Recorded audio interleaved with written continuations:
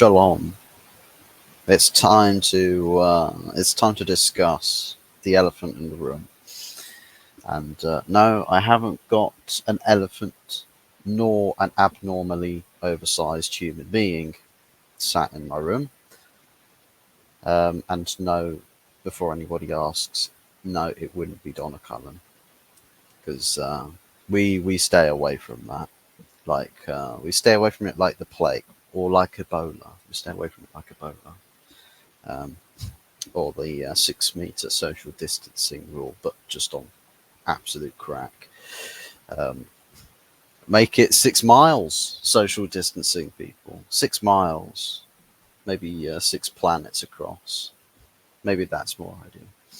But tell you what, who's probably going to want to, or who's probably going to be jetting 6 miles or more than 6 miles away from Manchester after tomorrow is most likely going to be the manager of Manchester United.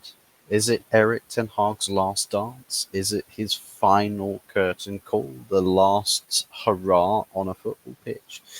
Who knows? Who knows? But it does feel like the tune is the band is tuned to playing some farewell music to the managerial reign of the Dutchman. So we'll see exactly what decision will happen, but the word seemingly is more sort of swaying in the favour of changing the manager as opposed to keeping him. Should the result be a very poor one, and I mean, it's kind of obvious that it's probably going to be a really poor result because, again, it's Aston Villa. They're at home. They're at Villa Park. Last game out against Bayern Munich, winning defensive masterclass, and Manchester United leading a Man United fan in the goal for the other team to make two blunders, and for us to still not win. We still failed to win that game. So I think, again, a lot of people are players, coaches, everybody in the camp of Manchester United's a little bit sort of like, here we go again. There's not a lot of hype for it. There's no excitement. There's no desire to want to get stuck in tomorrow. And playing against a very tightly compact defence like an Aston Villa team, they're not really missing that much at the moment. A lot of their key pieces for their squad, most of which are available. We're in for all sorts of problems. I mean, the game on its own is a very tough game. I think everybody can acknowledge that it is a very tough game on its own. Past that, then you add the fact that Aston Villa will be flying high and confident. Always a problem for Man United. But Manchester United are not just out of form, they're out of sorts, and they'd rather be anywhere other than on a football pitch. And reading that sort of those sort of feelings with players, if they're not motivated for a competitive game of football, you can write off the game. It's a free hit. Write off the result. It doesn't matter what way you look at it. It's written in the stars. It's written in the scripts. Like EA Sports, prime EA Sports, and it's a must-win game for you. The bullshit's going to be high on this one. And yeah, Manchester United. It's not about whether we've got the work cut out for us or not. It's the fact that the hardest, the most difficult task for us tomorrow is battling our own motivation. We need to battle it. This the sloth in this team, the sin within this team of players, as alluded to by Benny McCarthy, of players not wanting to try, deliberately not doing so, really just skating past with the free payday. Maybe the meeting on Tuesday with the big board members is less about just what happens with the manager, but maybe more so what the comments that Benny McCarthy came out with. Because I mean, I'll tell you what, a manager that's recently been sacked from the club wouldn't say that so soon after leaving their position at the club. Definitely not. It would have taken a lot longer, but it's along the same sort of lines that the likes of LVG and Mourinho, Ralph Rangnick, and people like that have alluded to with players, not just with the board failing in their support to the manager, but also just their perceptions on the players that they've had. And I've I've got dinner. I've got dinner to go to, so we'll try and make this as quick as possible. But yeah, it's a lot of those sort of comments along the same sort of wavelength, the same sort of situation, the same outlook, the same sort of feelings when people leave the club. Where it's like to them the weight's been lifted off of their shoulders. So maybe they've responded to that and said, "Hello, that's another person that's walked out away from this club." And has basically come out and said there's problems with some players in that team, big problems, and not problems that they may not be quite fit for the style or a system or anything at all, but players that deliberately try not to perform, that they just take the paycheck and go. Yeah, that's not on.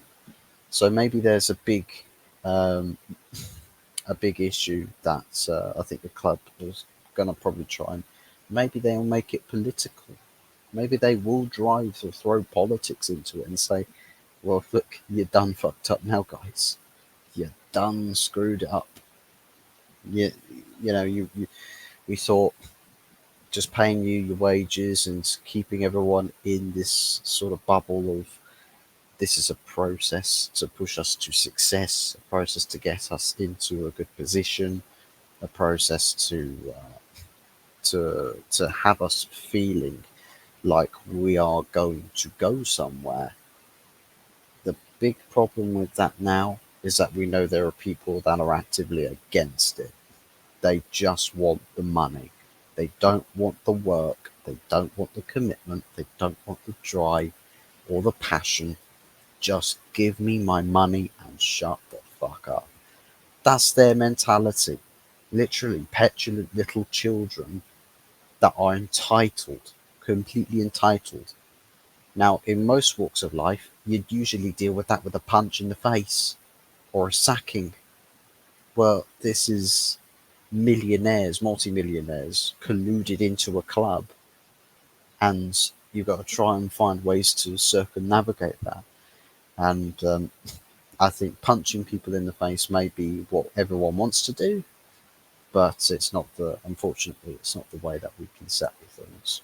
Maybe if you throw, maybe if Longedetti was a United fan, you could throw him in there. He'd probably punch everybody up, even the guys that are doing really well because you just enjoy it. You just be like, "Come get some Royal Rumble. I'm entrant number one. Come get some." Literally, but yeah, it is what it is. What it is with that, but it's interesting. Um, it is. We'll watch this. We'll watch this very closely. All the different twists and turns to this tale of player commitment in the club. How are the club going to deal with that ever ever prevailing issue? Um, and yeah, it's going to be difficult moving forwards. I think a lot of people feeling that this new Ineos era that is a complete abject failure. I think it's probably you could coin the phrase. It has to get worse before it gets better.